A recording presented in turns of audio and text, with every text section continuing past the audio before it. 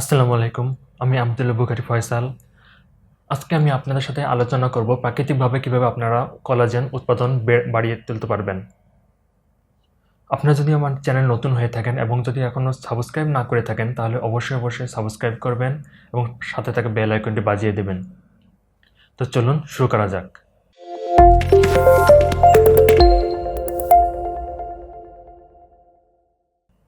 হাড় মজবুত করা থেকে শুরু করে আপনার ত্বককে ভালো রাখা, হার্টকে সুরক্ষা প্রদান করা এমন অসংখ্য উপকারিতা রয়েছে কোলাজেনের।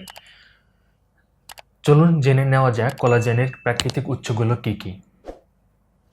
বোন ব্রোথ, ফ্যাটি ফিশ, মুরগি মাংস, ডিম, টক জাতীয় ফল, বেরি, কিডনি বিনস, সবুজ শাকসবজি, রেল পেপার, অ্যালোভেরা, তিল, রসুন, এগুলো জিনিস আপনার কোলাজেনকে বাড়িয়ে তুলতে সাহায্য করে প্রাকৃতিকভাবে।